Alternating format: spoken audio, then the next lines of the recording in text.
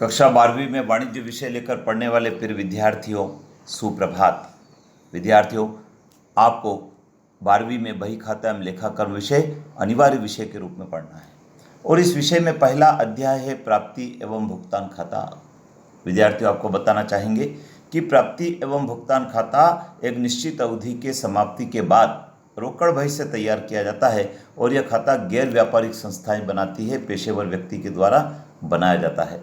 यह वास्तविक खाता होता है और रोकड़ बही का सारांश होता है, अर्थात रोकड़ बही के आधार पर इसको बनाते हैं। तो आइए जान लेते हैं कि इस खाते को किस प्रकार से बनाया जाता है। तो विद्यार्थियों, प्राप्ति भुगतान खाते के निर्माण के लिए सबसे पहले हमको शीर्षक लिखना होता है और खाते के शीर्षक में बनाने वाली संस्था का नाम और बनाने की दिनांक और समाप्त होने वाले वर्ष का उल्लेख करना होता है।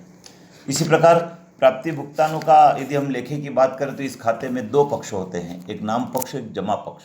नाम पक्ष में समस्त प्राप्तियों को लिखते हैं और जमा पक्ष में समस्त भुगतान का लेखा किया जाता है। प्रारंभिक और अंतिम शेष, यह जो खाता होता है यह रोकड़ के प्रारंभिक शेष से शुरू होता है और जो चालू वर्ष का अंतिम शेष होता है उस पर यह समाप्त हो जाता है।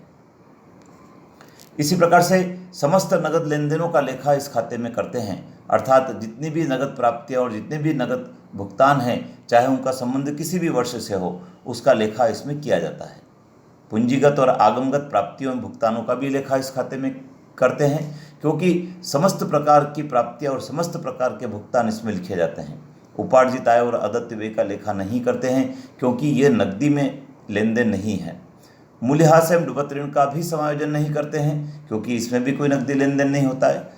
अनुउपार्जित आय और पूर्वदत्त व्यय का लेखा करते हैं, क्योंकि ये नगद में प्राप्त होते हैं, रोकड़ में प्राप्त होते हैं। इसी प्रकार इस खाते के साथ चिट्ठे का निर्माण भी नहीं किया जाता है। तो विद्यार्थी, एक निश्चित अवधि के समाप्ति पर यह खाता तैयार किया जाता है और इस खाते का जो उत्तर प्राप्त होता है वो चालू वर्ष का अंतिम शेष कहलाता है। तो आइए विद्यार्थियों जान लेते हैं रिसिप्ट एंड पेमेंट अकाउंट का क्या है प्रारूप। विद्यार्थियों, रिसिप्ट एंड पेमेंट अकाउंट में जैसा मैंने आपको बताया कि डेबिट पक्ष अर्थात नाम पक्ष में रिसिप्ट का कॉलम होता है और जमा पक्ष में पेमेंट साइड का ये होता है और पर्टिकुलर अमाउंट के कॉलम इसमें बनाए जाते हैं। तो जब हम रिसिप्ट साइड में बात करते हैं तो इसमें सबसे पहले जो बैलेंस दिया होता है प्रारंभिक शेष, उसका लेखा किया जाता है। उसके पश्चात जितनी भी आय होती है, एंट्रेंस फीस है, लाइफ मेंबरशिप फीस है, सब्सक्रिप्शंस, चंदा जिसको कहते हैं जो सदस्यों से मिलता है, डोनेशन है, इनकम फ्रॉम लेक्चर्स है, इस प्रकार की जो मदें हैं, सेल ऑफ वेस्ट पेपर है, ओल्ड न्यूज़पेपर है, सेल ऑफ फर्नीचर है यदि कोई बेचा है तो, रेंट वगैरह कोई रिसीव्ड हुआ है, तो इस प्रकार की समस्त मदद, गवर्नमेंट से भी कोई लोन वगैरह है। इसी प्रकार पेमेंट साइड में हम समस्त प्रकार के भुगतान लिखते हैं, चाहे वो पूंजीगत हो चाहे आगमगत हो।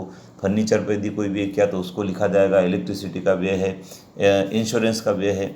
इस प्रकार से जब हम रिसिप्ट पक्ष का योग लगाकर उसमें से पेमेंट पक्ष का योग घटाते हैं तो हमको जो बैलेंस प्राप्त होता है चालू वर्ष का रोकड़ शेष होता है।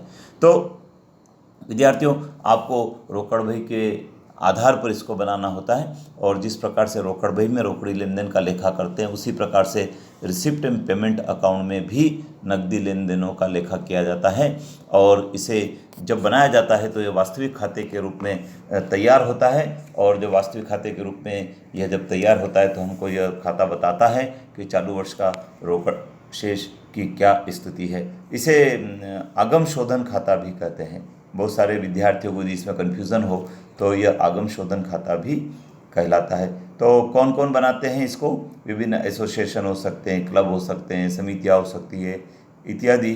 अपने कार्य के संचालन के परिणाम को जानना चाहते हैं तो उसके लिए इसको बनाया जाता है। तो विद्यार्थी, आप कॉपी में नोट कर लें, नोट्स बना लें। बार बार यदि आप सुनेंगे तो ये आपको याद भी हो जाएगा और आप कक्षा में इसको लिख भी पाएंगे और आपके होमवर्क में भी आप लिख पाएंगे और परीक्षा में भी लिख पाएंगे।